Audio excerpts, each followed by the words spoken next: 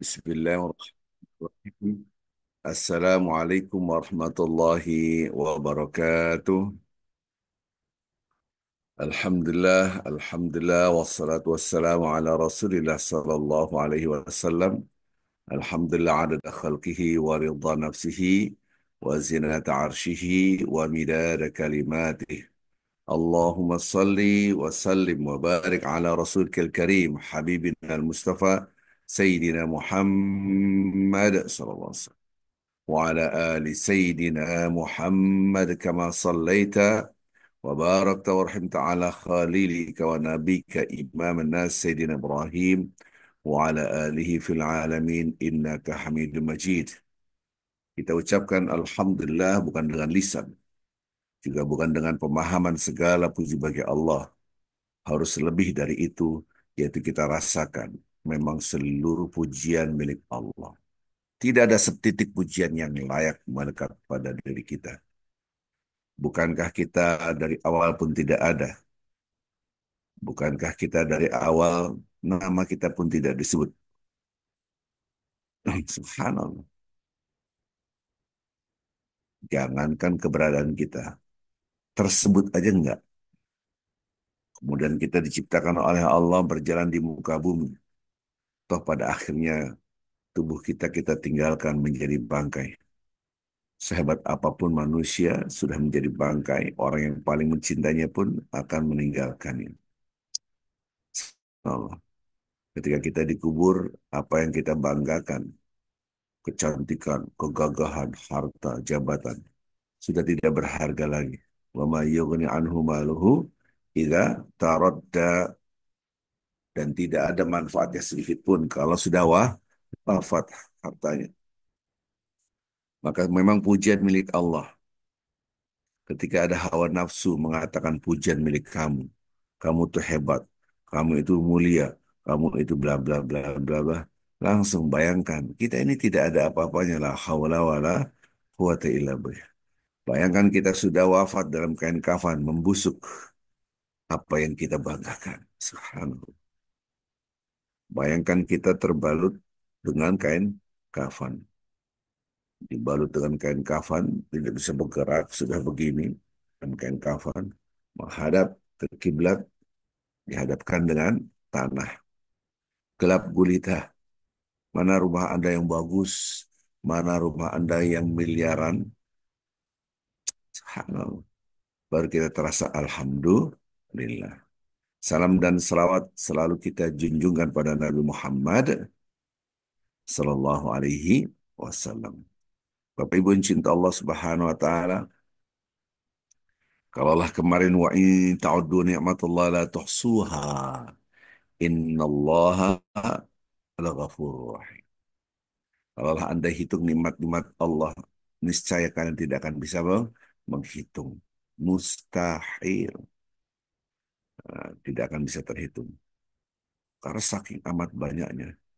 Keberadaan kita pun tidak ada kecuali dari Allah. Dan sesungguhnya Allah maha-maha pengampun dan maha penyayang. Kita dicintai, disayang oleh Allah Azza wa Jalla. Maka mudah-mudahan kita termasuk hamba-hamba Allah yang betul-betul bersyukur. Lihat Rasulullah SAW kakinya sampai bengkak-bengkak, sampai pecah-pecah. Dan diingatkan oleh Aisyah, saking cintanya Aisyah kepada istri suami, kok sampai sakit begini? Bukankah engkau dijamin surga? Dosamu yang terlampau, yang semua akan datang, sudah diampuni oleh Allah Azza wa Jalla. Apa kata-kata Rasulullah? Afala akuna abdan syakura. Harusnya aku menjadi hamba Allah yang bersyukur. Jadi tidak menghitung ibadahnya, tidak menghitung amal solehnya, tidak menghitung-hitung perbuatan kebaikannya. Yang dihitung adalah nikmat yang Allah berikan kepada kita. Apalagi Rasulullah SAW sudah dijamin surga, harus lebih dari itu. Berapa tahun kita hidup? 100 tahun? Apakah ia bisa 100 tahun membayar triliunan tahun nanti di akhirat? Banyak riwayat-riwayat, baik Al-Quran dan hadis, berbeda pendapat. Ada yang mengatakan satu harinya di akhirat 50.000 tahun. 50.000 tahun satu harinya. Sekarang 50.000 tahun. Kalau 10 hari, 500.000 tahun. Kalau 100 hari, ah, apalagi nol tuh. 5 juta tahun. 5 juta tahun. Kita punya umur, taruhlah 100 tahun. Udah nggak ada lah, jarang-jarang. 100 tahun. Ada 100 rupiah, ada 5 juta. Apa ya sih 100.000 ini bisa membeli 5 juta? Apa iya amal ibadah kita bisa membeli bukan hanya 5 juta tahun, bukan hanya 1 miliar tahun, triliun tahun abadi. Kan bagaimana cara menghitung? Disitulah Allah maha, maha, maha, maha baik. Subhanallah. Maka jangan menghitung apa yang kita keluarkan, tapi apa yang Allah berikan kepada kita. Semua akan menjadi ringan. Maka cara berpikir kita adalah bersyukur. Bagaimana cara berpikir bersyukur? Apa yang Allah berikan kepada kita, apa yang kita rasakan, semua kembali kepada Allah. Wa ma bikum min ni'matin faminallah. Tidak ada setitik pun nikmat yang kita rasakan kecuali semuanya dari Allah. Jadi kita fokus apa yang Allah berikan kepada kita. Fokus kepada Allah. Kita lihat tubuh kita, ya Allah, ini dari Engkau. Subhanallah. Kita lihat istri kita, suami kita, anak kita, cucu kita, ya Allah. Ini dari Engkau, ya Allah. Masya Allah, tabarakallah, alhamdulillah. Anda lihat rumah Anda, ya Allah, alhamdulillah. Ini dari Engkau, ya Allah, alhamdulillah, Masya Allah. Itu paradigma syukur. Zoom out. Dari makhluk kepada khalik. Itulah syukur. Zoom out. Jadi kalau kita lihat tubuh kita adalah milik saya, maka tidak ada alhamdulillahnya. Maka tadi pagi yang bangun tidur tidak ada alhamdulillahnya karena merasa toh tidak ada alhamdulillah tetap dikasih tidur. Padahal tidur itu pemberian. Kalau kita diberi sesuatu, kalau ada orang ngasih buah pisang, ya makasih. Subhanallah. Bagaimana orang mengasih tidur dan bagaimana yang mengasih tidur itu Allah. Betapa banyak orang tidak bisa tidur. Saya tadi malam ke rumah sakit berobat, kemudian ketemu Profesor Markum. Lama, ternyata profesornya itu pakai kursi roda, dia sakit. Wah, tapi masih buka praktek di apa di Rasuna Said MMC. Moga-moga sembuh ya di rumah sakit MMC ini. Saya lihat ngobrol lah dengan dok, dok sakit iya nggak bisa tidur saya di sini dirawat di rumah sakit tapi tidak bisa tidur dokter senior. Subhanallah. Berarti memang tidur itu bukan milik kita tapi milik siapa? Milik Allah. Dokter pun berusaha untuk tidur tapi tidak bisa tidur walaupun di rumah sakit dirawat tidak bisa tidur. Maka lihatlah tidur itu adalah pemberian dari Allah. Melihat semua nikmat dikembalikan pada Allah namanya syukur. Disitulah yang akan menumbuhkan rasa cinta yang dahsyat kepada Allah. Ini dari Allah, ini dari Allah, ini dari Allah, ini dari Allah, ini dari Allah, ini dari Allah, ini dari Allah, ini dari Allah. Sebaliknya kalau tidak ada ini semua, no. Kita latih. Setiap hari lisan kita tidak pernah lepas dari kata-kata Bismillahirrahmanirrahim. Coba. Bukan hanya di dalam sholat, bukan hanya di dalam ibadah yang sakral. Anda memegang makanan, Bismillah. Bismillahirrahmanirrahim. Dengan nama Allah yang Maha Pengasih. Berarti apa yang kita rasakan ini semua dikasih oleh Allah. Hawa nafsu berbicara tidak. Tidak, itu punya kamu. Itu milik kamu. Tidak ada namanya dikasih. Padahal Allah Maha Pengasih. Semua dikasih oleh Allah. Hawa nafsu enggak. Tidak, itu milik kamu. Kamu yang punya. Kamu yang ngatur. Itu kan kamu hebat. Karena emang kamu terus. Maka hawa nafsu itu kita tekan. Shh. Namanya hawa nafsu ini namanya fujur. Walhamaha fujuraha wa taqwaha. Fujur inilah punya kamu. Enggak, ini milik Allah. Nah, suara ini milik Allah namanya suara taqwa. Fa'alhamaha fujuraha wa taqwaha. Orang sholat, Bapak Ibu perhatikan. Orang yang sholatnya cepat-cepat perhatikan. Karena dia merasa waktu milik dia. Perhatikan. Udah ke masjid nih. Allah Akbar. Bismillahirrahmanirrahim. Allah subhanahu Subhanallah. Cepat sekali. Karena merasa waktu habis ini saya harus meeting, habis ini saya harus begini, habis ini saya harus begini. Subhanallah.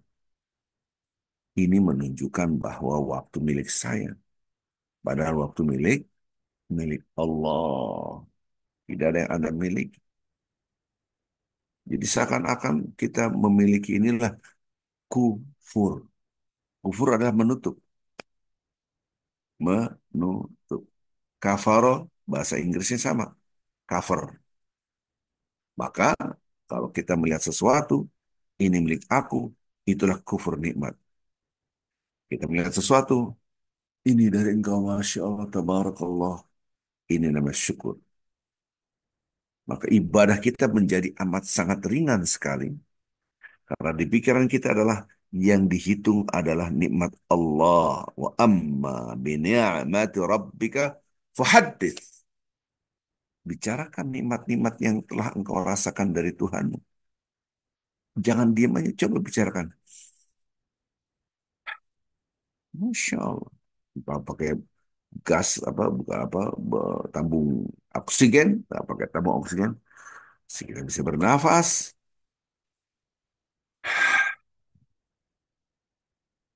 Kadang-kala karena penyakit asma, nggak usah asma, kasih pilek aja. Aduh, nggak usah masuk ngomong nih, susah. Kasih pilek dong. Jadi susah, gitu kan. Nggak bisa tidur, kan. Pilek.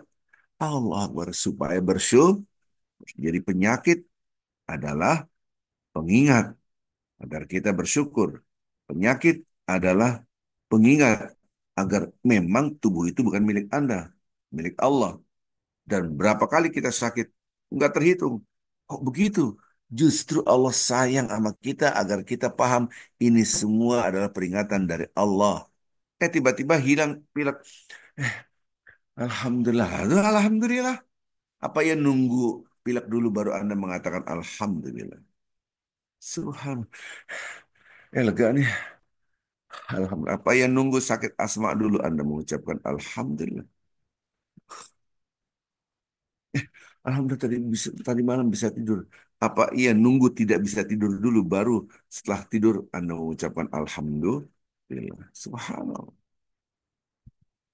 Tapi karena manusia kufur nikmat diberikan peringatan itu karena bentuk cinta.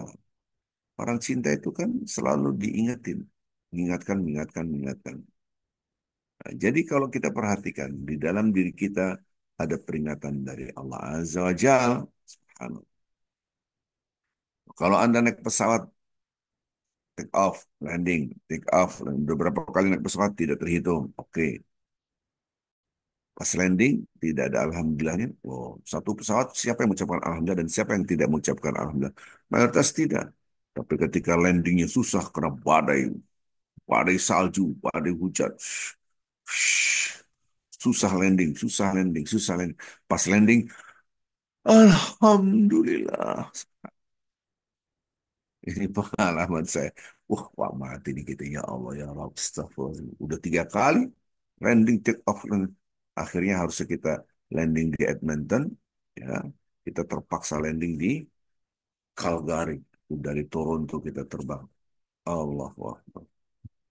Betapa dahsyatnya nikmat Allah tetapi kita tidak merasakan kedahsyatannya itu. Maka kita digiring kepada titik nol. Bismillahirrahmanirrahim. Ya Allah, Engkau Maha Pengasih, semua dikasih oleh Allah. Termasuk tubuhku ini dari yang tidak ada menjadi ada.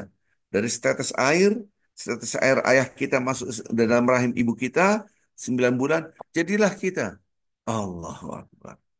Dan setetes air ini asal-usulnya dari bapak kita, yaitu Nabi Adam. Minha khalaqanakum wa fiha nu'idukum wa minha nukhrijukum taratan ukhra. Minha khalaqnakum. Dari tanah kami menciptakan kalian semua. Wa fiha nu'idukum. Dan di dalam tanah Anda akan dikembalikan ke dalam tanah, kita akan dikubur. Wa minha nukhrijukum taratan ukhra. Subhanallah. Dan kami akan mengembalikan kalian, dibangkitkan nanti pada Yaumul Ba'ats. Yaumul Ba'atsi adalah hari kebangkitan. Akan dibangkitkan dari tanah. Maka itu orang yang tawadhu, dia selalu melihat ke bawah, tidak menunjukkan inilah saya. Oh, madhab dada, selalu melihat, oh, saya tawadhu, rendah hati. Maka wajah kita dipaksakan oleh Allah untuk melawan hawa nafsu, yaitu wajah kita menatap tanah. Tarahum ruk'an sujada. Tarahum ruk'an sujada. Umat Nabi Muhammad Sallallahu Alaihi Wasallam, Anda akan melihat mereka ruku dan sujud. Ketika kita takbiratul ihram, Allahu Akbar, mata kita menatap satu titik, namanya sujud. Dan itulah tanah yang mana kita diciptakan dari tanah. Allahu Akbar. Ketika kita berdiri takbiratul ihram, tegak, semakin dekat dengan tanah, yaitu ruku. Inilah lambang Nabi Muhammad SAW dengan umatnya. Umat Nabi Muhammad SAW. Mereka Muhammadur Rasulullah. Walladzina ma'ahu. Asyidda'u 'alal kuffar. Wahama'u bainahum. Tarahum ruk'an sujadan yabtaghuna fadlan minallahi wa ridwana. Simahum fi wujuhim min athari sujud. Dzalika mathalun fit Taurat wa mathalun fil Injil. Dan seterusnya.